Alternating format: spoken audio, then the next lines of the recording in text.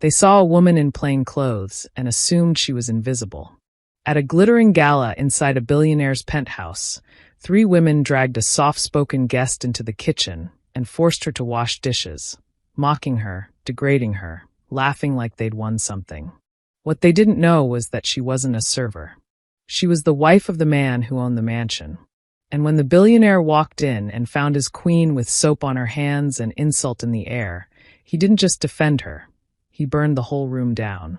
Hello family, welcome to True Life Stories. Please subscribe and leave a like for us, it means the world to us. Also share this video to your friends and loved ones, and turn on post notifications so you don't miss future videos from us. Thank you as you do so. Sit back and relax as we dive into the story. The soft purr of the luxury town car came to a stop at the front entrance of the Carter penthouse. Towering high above the skyline, the penthouse crowned the building like a gleaming glass jewel, modern and opulent, with panoramic views of the city. The building itself whispered of money and exclusivity, and tonight, it was alive with the buzz of the elite. A high-profile gala hosted by Elijah Carter, tech mogul, billionaire, and one of the most elusive public figures in the city, meant only the cream of the crop were invited. A coveted ticket, whispered rumors, and designer fashion saturated every inch of the anticipation in the air. When the driver opened the car door, Anita stepped out quietly. She wore a soft, flowing beige dress ankle-length, with a modest neckline and no brand tag in sight. Her hair, thick and curled naturally, was tied back in a low bun at the nape of her neck. She wore no earrings. Her fingers were bare. Even her shoes, clean, simple flats, were far too practical for a gala where stilettos and red soles ruled the scene. She stepped onto the marble driveway with a calmness that drew brief glances from those nearby. Not of admiration, but confusion. Who was she? A friend of the help? A late addition? A staffer? The valet looked at her, then at the car, and assumed nothing special. No red carpet moment. No flash of recognition. Just a woman, plainly dressed, in a building where extravagance was expected. Still, she gave him a polite nod and walked with quiet grace toward the grand entrance. Inside, the scene changed dramatically. A string quartet played soft, elegant music beneath a high, domed glass ceiling. Waiters in crisp black uniforms moved with practiced choreography, balancing trays of champagne flutes and hors d'oeuvres. The crowd sparkled, literally. Dresses shimmered with sequins and crystals. Men wore tailored tuxedos and silk pocket squares. The air smelled of Chanel, caviar, and curated perfection. And there stood Anita, at the threshold of it all. She paused for a moment, watching. She was not intimidated, not unsure, just still. There was a quiet confidence in her eyes that had seen boardrooms, led foundations, and grown up learning that silence sometimes speaks louder than status. Her upbringing wasn't flashy, but it was dignified. She knew who she was and who she married. And yet, she also knew this wasn't really her world. Not in the eyes of the people who occupied it. Anita's husband, Elijah Carter, had asked her to do something unusual tonight. Arrive alone, wear nothing that hinted at her wealth. He wanted to test something. He had been growing uncomfortable with the nature of the circles he moved in. Who would respect her if they didn't know her last name? Who would speak to her as an equal? Who would show their true colors? It had been a strange request. And yet Anita agreed. She knew her worth didn't come from a gown or a last name. Besides, they'd been growing disillusioned with these events for a while now. The way people clung to status. The casual cruelty beneath polished smiles. The way women like Clarissa Montaigne ruled with sarcasm and social clout. Anita crossed the marble floor slowly, not heading to the main cluster of guests. She didn't scan the room for recognition or spotlight. Instead, she made her way to the water station in the corner, just to breathe for a moment. She reached for a glass. That was when the first voice came, sharp and judgmental. The first misstep of many. But for now, she stood alone, plain, unassuming, and powerful in ways they could never guess. The gala had begun, but the real story was just about to unfold. The stem of the water glass felt cool in Anita's hand, condensation trailing lightly onto her fingertips. She took a sip unhurried, her eyes gently scanning the room. Conversations hummed around her like bees in silk. Everyone was laughing too loudly, speaking too confidently, posing too perfectly. The performance was thick in the air, like the scent of expensive perfume desperately trying to cover something rotting beneath. "Excuse me?" A clipped voice barked behind her. "You're blocking the tray." Anita turned slowly, calm and pleasant as ever. A tall woman stood a few feet away, dressed in a silver gown so tightly fitted it seemed painted onto her hourglass figure. Her cheekbones were severe, her nose sharp, and her eyes colder than the ice cubes in Anita's glass. She held a half-empty flute of Dom Perignon and looked at Anita as though she were a misplaced trash can. Clarissa Montaigne. Of course. Anita recognized her immediately. Elijah had mentioned her before, multiple times actually. A notorious socialite with a pedigree forged in inherited wealth and a personality carved from entitlement. Clarissa wielded her family name like a weapon and treated anyone beneath her social bracket as either invisible or inconvenient. "I said you're in the way," Clarissa repeated, enunciating each syllable like she was talking to someone who didn't speak English. Anita blinked slowly. "Oh, I'm sorry," she said gently, stepping to the side. Clarissa gave her a once-over, her eyes scanning from head to toe, pausing noticeably at Anita's flats. Her lip curled. "Where's your tray?" Clarissa asked. "My tray?" Anita replied, confused. Clarissa's perfectly shaped brows furrowed, then she laughed, a short, cruel sound. "You're not serious. You're not wearing a staff uniform. But you're clearly not a guest." Before Anita could respond, two more women joined them, drawn like moths to Clarissa's flame. "Who's this?" asked Veronica, a willowy blonde with a tight-lipped smirk. "A waitress, I think. Or maybe a caterer. It's hard to tell these days. Some of them don't even wear the black and whites anymore," Clarissa replied. "She looks underdressed," added Elise, her voice high-pitched and syrupy. "Do you think she wandered in off the street?" The three women laughed, each one peeking around to see who else was watching their performance. No one intervened. A few guests looked over, smirked, then turned back to their conversations. Anita, standing there, said nothing. She tilted her head slightly, her face unreadable. She wanted to see where this would go, how deep they'd dig their own grave. "Seriously, though," Clarissa continued, her voice growing louder, clearly enjoying the moment. "We need someone to clean up the spill near the balcony. One of the waiters dropped a glass earlier, and the shards are still there. We can't have someone slicing open their Louboutins." Veronica chuckled. "You might want gloves, sweetie. Your hands look too soft for broken glass." "I'm not staff," Anita said quietly, but it was lost beneath the laughter. Clarissa waved a dismissive hand. "Look, I don't know if you're trying to blend in or something, but you're not fooling anyone. Why don't you make yourself useful and help out in the kitchen? The caterers are backed up."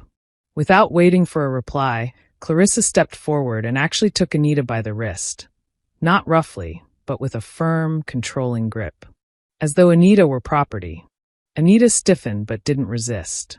Not yet. The crowd parted slightly as the trio guided her. No escorted her. Through the glittering ballroom, down a hallway that led to the service area. A few guests glanced curiously, but didn't say anything. No one questioned why three overdressed women were dragging a plainly dressed woman toward the kitchen. No one wanted to challenge Clarissa. No one ever did. The kitchen doors swung open with a loud whoosh, the sudden brightness and smell of herbs and roasted meats rushing out to greet them. Inside, the staff buzzed with movement, chefs barking orders, servers loading trays, someone yelling about a missing bottle of white wine. The energy here was real, honest. Clarissa shoved Anita inside with a small push. "She's here to help." "Looks like she forgot her apron," Clarissa said, smirking at the head caterer, a flustered man in his 40s. He looked at Anita, bewildered. Ma'am, are you with the—" "She's new," Elise said before he could finish.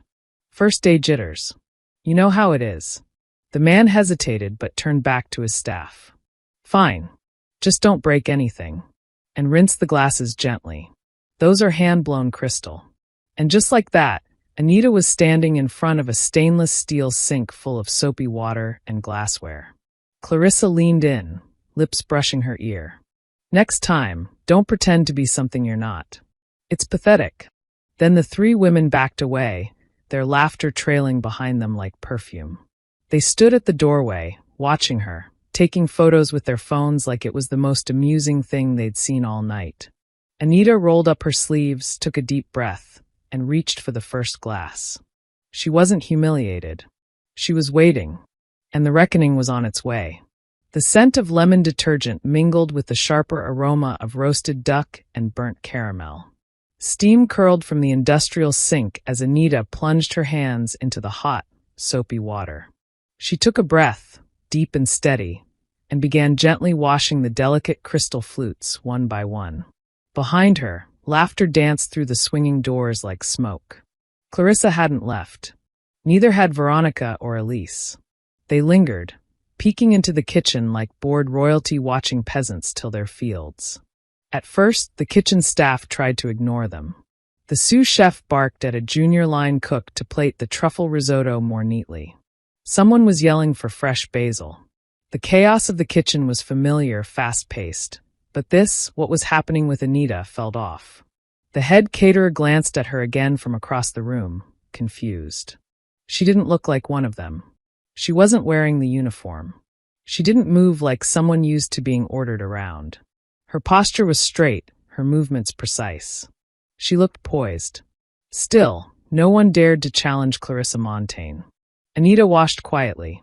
Her eyes followed the motion of her hands. She had been taught to keep her mind still during times like this. Her grandmother's voice echoed in her head. Silence isn't weakness. Sometimes it's the only rope fools need to hang themselves. Behind her, the women were growing bolder. Did you see her face when you dragged her in here? Veronica giggled. Like a deer in headlights. She thought she was going to blend in. Clarissa's voice rose louder. I mean, who does that? Shows up at a Billionaire's gala in flats? I wouldn't be caught dead in anything under 5 inches. I thought she was a door-to-door donation girl, Elise added, her voice dripping with false sweetness. You know, the ones who try to guilt you into sponsoring orphans and then try to sell you a tote bag. The three of them burst into laughter. Anita dried a glass with a white cloth and set it gently into a tray. Her movements remained calm, unfaltering. But her ears heard every word. And the silence, Clarissa continued mockingly. So awkward. Not even a sorry, ma'am, or I'm just filling in tonight. She just stared like some kind of what? Martyr. Veronica sighed dramatically. Maybe she wanted to be punished. You know how some of them are. Oh, look at me, I'm humble. I don't wear makeup. I'm better than all of you. She dropped her voice into a deadpan impersonation. I'm too enlightened for Chanel. The girls cackled again, their voices sharp with cruelty, eyes shining with the pleasure of superiority. Anita's hand paused for the briefest second on the rim of a wine glass. She inhaled once through her nose, exhaled, and continued cleaning. Outside the kitchen, the music swelled. Somewhere out on the balcony, fireworks popped in the distance, a small display over the bay.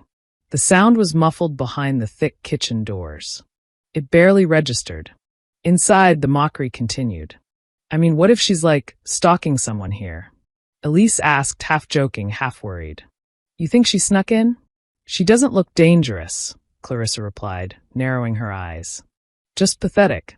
God, I feel bad for her, Veronica said, though her tone betrayed the opposite.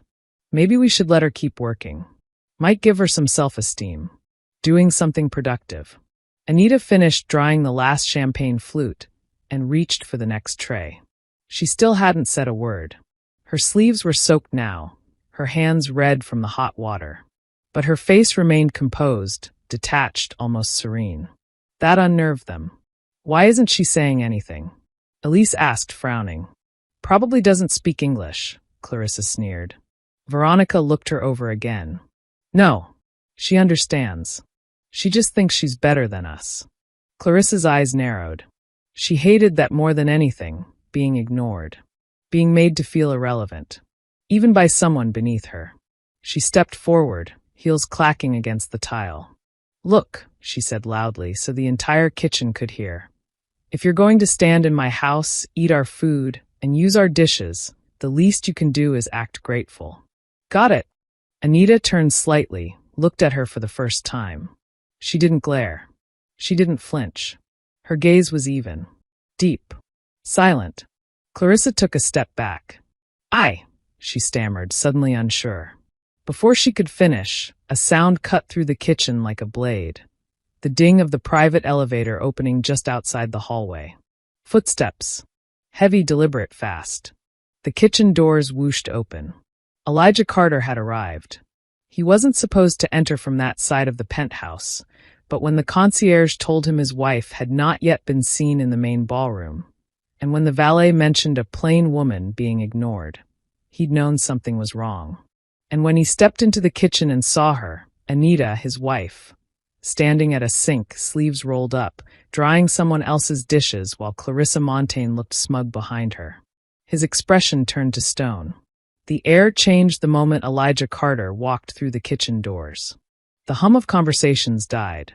The sizzling pans quieted in significance. Even the clatter of silverware seemed to pause midair, as if the entire room sensed something seismic had just shifted. The only thing louder than the silence was the sound of Elijah's footsteps, sharp, calculated, and fast, as he crossed the threshold.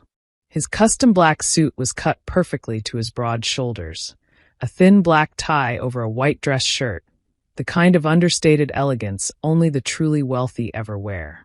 His shoes, mirror-shined, moved like thunder over tile. He didn't look at anyone but her. Anita, his wife.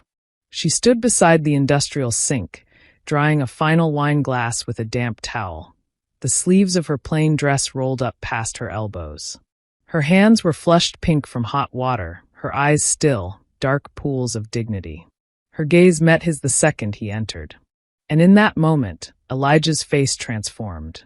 Rage, confusion, disbelief, and something primal flickered in his eyes. But his tone, when he spoke her name, was low, controlled, laced with fury only she could read. "Anita?" Her lips parted slightly. She didn't smile, but her eyes softened. He was here. Finally. Behind him, Clarissa straightened immediately. Her smug posture vanished as realization crept into her spine like ice. Veronica clutched Elise's wrist. Elijah walked directly toward Anita. He didn't greet the chefs. Didn't glance at the caterers frozen in confusion. He reached her in 3 strides and stopped only inches away. "What happened?" he asked, his voice barely audible, but every syllable was a controlled explosion. Anita handed him the towel slowly. "Ask them," she said, turning her chin slightly toward the 3 women still hovering like schoolyard bullies who'd just been caught by the principal. Clarissa opened her mouth to speak first, always first. "Elijah, we didn't know she was with you, I swear." She said nothing. She just showed up and, well, we assumed. "That she worked here?" he finished for her, his tone sharp. Veronica jumped in, trying to pivot. It was a misunderstanding. She didn't look like a guest. She wasn't dressed like. "Stop talking," Elijah snapped. "All of you." The kitchen was dead quiet now. The chefs looked at each other. No one moved. Not even the server reaching for a tray dared breathe. Elijah turned back to Anita, gently taking her hands in his. "They made you wash dishes?" She didn't nod. She didn't confirm. Her silence was enough. His jaw flexed. His grip tightened. The veins in his temple pulsed with restraint. And then he turned. He didn't raise his voice, but it was as if the room bent to his will when he spoke. "I want everyone who laid a hand on my wife," he said slowly, "out of my home. Now." Clarissa flinched. "Wait, wife." Elise gasped. "Wife? She's your?" Anita finally spoke, her voice steady as ever. "Did you think the billionaire's wife would always wear diamonds to prove it?" Clarissa's jaw twitched. Her lips parted like she wanted to apologize, but no words came. Only a soft, pitiful noise of embarrassment. Veronica reached for her clutch instinctively, as if preparing to flee. Elijah's voice returned, now louder, resonant, and meant for every ear beyond the kitchen. "This party is over," he said, turning toward the doors. "All of it. Get everyone out.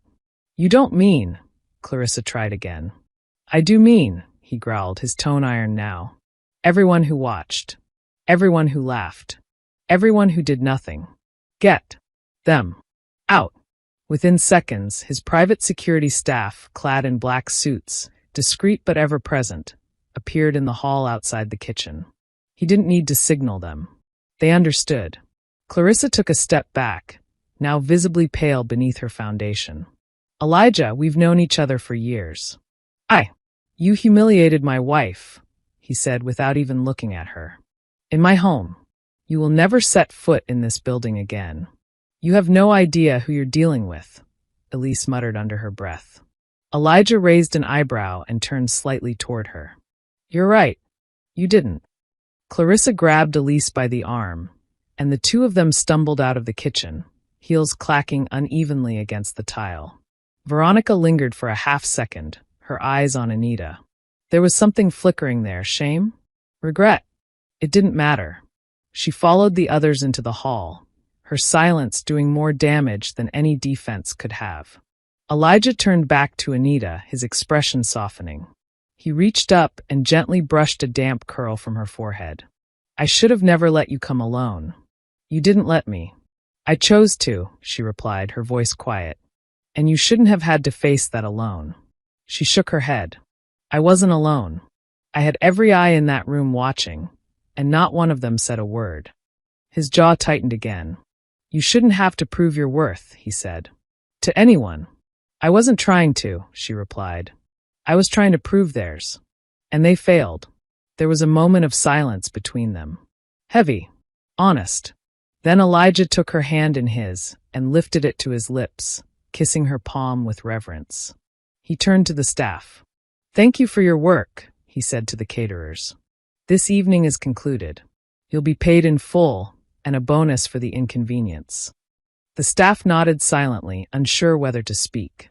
No one dared comment on what they had just witnessed. Elijah led Anita out of the kitchen and into the now emptying ballroom. Crystal glasses sat untouched on tables. Candles flickered quietly as music wound down like a dying carousel.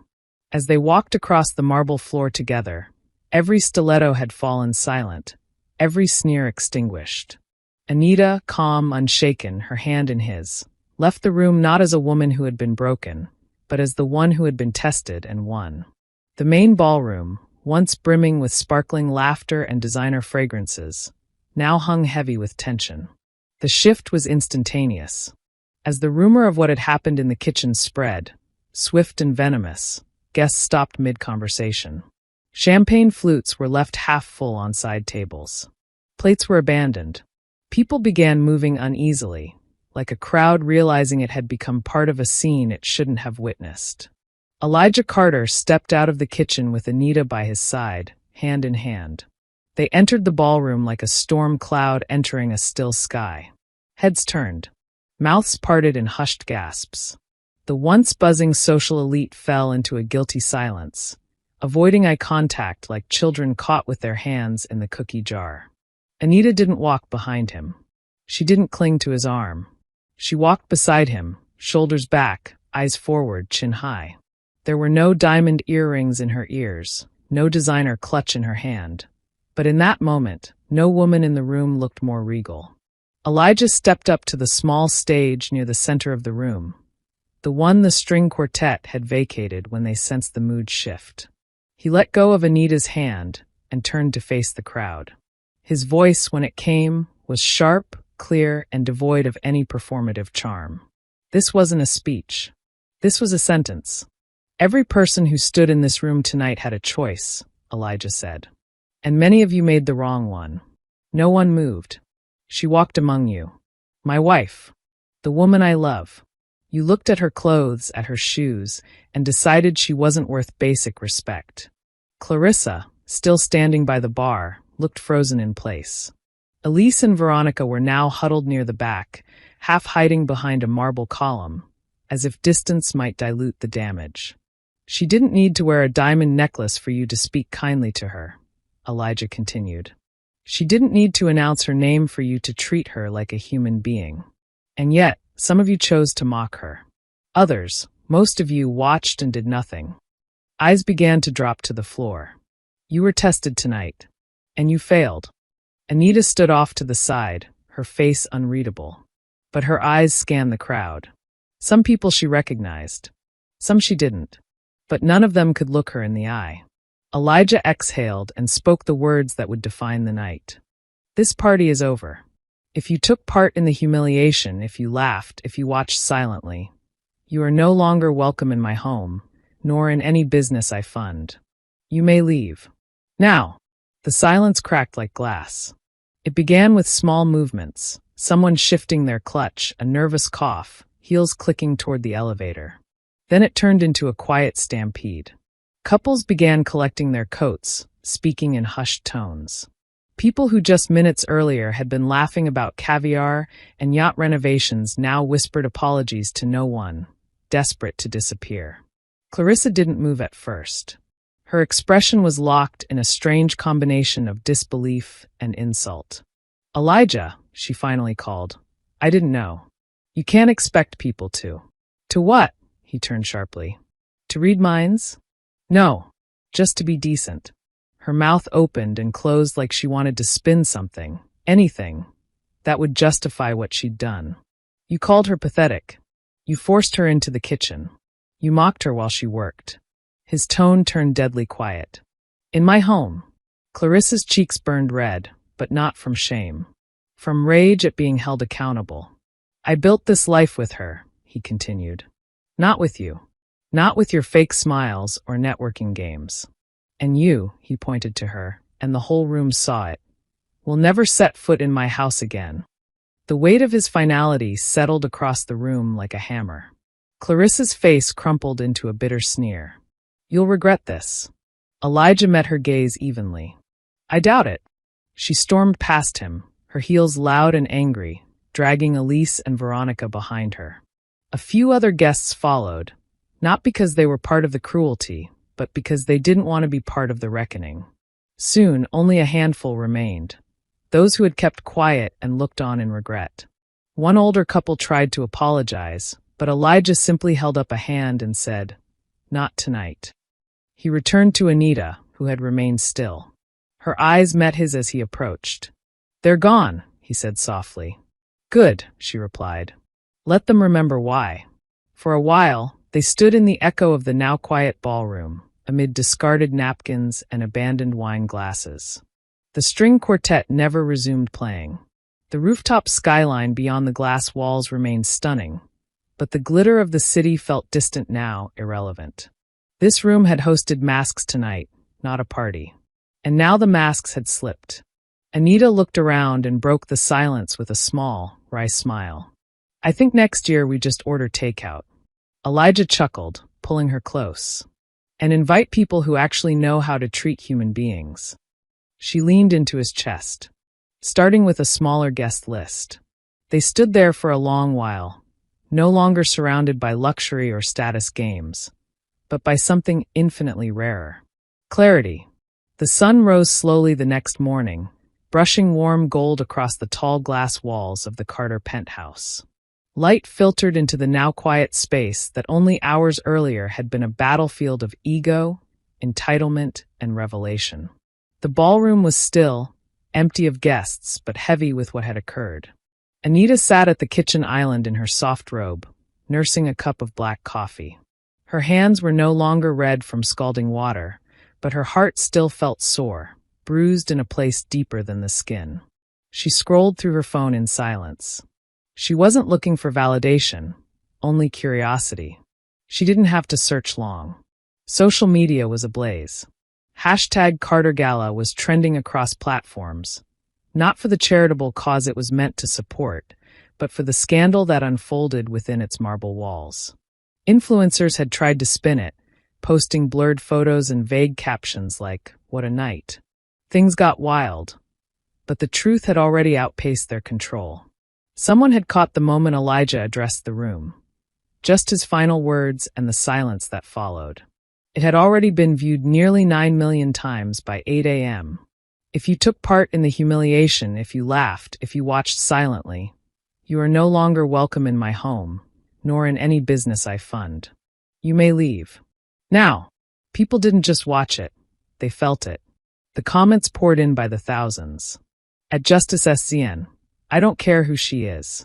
This man rode for his wife like a real one. That's love. At Imani Grace, Anita held her peace in the storm. Poised. Graceful. That's queen behavior. At Real T 101, Clarissa just got Carter blacklisted. Yikes. Bye. At Boardroom Whispers, ethics and empathy are in. Clout-chasing cruelty is out. At KM Media, major firms are cutting ties with Clarissa Montaigne. PR nightmare. Full list coming. The digital fallout wasn't just gossip, it was consequence. Elijah wasn't bluffing when he said those who disrespected Anita would be cut out of his network. By noon, Clarissa's name had vanished from the guest list of 3 upcoming galas. 2 designer brands she modeled for quietly deleted her photos. A hedge fund her father sat on released a cold statement distancing the company from recent behavior shown at a private event. She'd become radioactive. And Anita hadn't lifted a single public finger to make it happen. In the penthouse's home office, Elijah stood in front of a sleek glass wall, phone to his ear, voice low but firm. Yes, I'm serious. Pull our support from Montaigne Properties immediately. I don't care what percentage we hold. A pause. No, she's not going to spin this. Let her try. He hung up and stared out at the city. Elijah Carter was known for his ruthless strategic mind. Startups feared him, investors adored him. But last night had changed how people perceived him. For once, it wasn't about money. It was about principle. He returned to the kitchen where Anita still sat. Your inbox is going to explode today, he said gently, pouring himself a coffee. It already is, she replied, setting her phone down. Journalists. Nonprofit leaders. Women's rights advocates. I even got a message from a college debate team in New Jersey asking me to speak at their commencement. He smiled, sliding into the seat beside her. You going to accept? I might, she said, taking a sip. Not because of the incident. Because of the message. It's too rare to see someone stand up to the powerful and say, no, not this time. People are tired. Elijah reached across the counter, taking her hand. You did more last night with silence than some people do with speeches. Her fingers curled around his. You did more with truth than any of them expected. They sat like that for a moment, the kind of silence that heals instead of hurts. Later that afternoon, Anita stood in front of her home office mirror, applying lip balm. She wore a simple navy blouse, soft linen pants, and a quiet confidence that seemed sharper than ever before. Her email was filled with opportunities. Interview requests, podcast invitations, panels, think tanks. She ignored most of them. But there was one message she opened with care. Subject: Your strength meant something to me. From Jennifer.r@aidhouse.org. Hi Anita. I was working that night, serving drinks near the back wall. I saw what happened in the kitchen. I didn't speak up, and I regret it. But I wanted you to know. I've walked into rooms dressed simply and been mistaken for someone I'm not. But I've never seen someone take it the way you did. You made me feel seen. You showed me we don't have to shout to be strong. Thank you. Jennifer, Aid House staff. Anita read it twice. Then, smiling quietly, she wrote back. Jennifer, I saw you. That's all that mattered. Anita. That evening, the Carters stood together on their balcony as the city lights began to blink to life below. Elijah wrapped his arms around Anita from behind. She leaned into his chest, watching as dusk spilled across the skyline like ink. You know, she said softly, they'll talk about this for years. Good, he replied. Let them talk. Let them remember. Do you think they'll change? She asked. Not all of them, he admitted. But the ones who matter? Maybe. And in that quiet moment, Anita didn't feel like a woman who had been insulted at a party. She felt like a woman who had shifted something in the world. Not by shouting, but by refusing to kneel. 3 weeks had passed since the gala. The world had moved on, as it always does, but not completely. Not for the people who had been in that penthouse. Not for the ones who had stood there, champagne flutes in hand, as a woman was humiliated and no one said a word. Not for those who left with their reputations in ruins. But for Elijah and Anita Carter, life hadn't returned to normal, it had transformed. The fallout had exposed what mattered. Who mattered? And most importantly, who never had. It was a crisp Saturday evening when the Carters opened the penthouse once again. Not for a gala, but for something far more intimate. The chandelier above the main room still sparkled, but the rest of the space had changed. Gone were the ice sculptures, the golden nameplates, the endless rows of gourmet amuse-bouches. In their place were woven tapestries, hanging art pieces curated from local Black and Indigenous artists, and rows of soft candlelight in handmade glass jars. The dress code on the invitation was simple. Come as yourself. The guest list was radically different too. There were no socialites this time. No social climbers. No Clarissas. Instead, the room buzzed with nonprofit leaders, community advocates, artists, teachers, small business owners. People who didn't come to be seen, but who saw others. The kind of people who'd never ask about net worth before asking someone's name. Anita stood in the center of the room wearing a long, flowing skirt and a deep green blouse. Her curls were loose around her shoulders. No diamonds. Just presence. She walked through the crowd, greeting people not with icy cheek kisses, but with warm hugs, eye contact, and genuine questions. How's your youth program going? Did you ever get that second location for your food bank? I loved the mural you posted last week.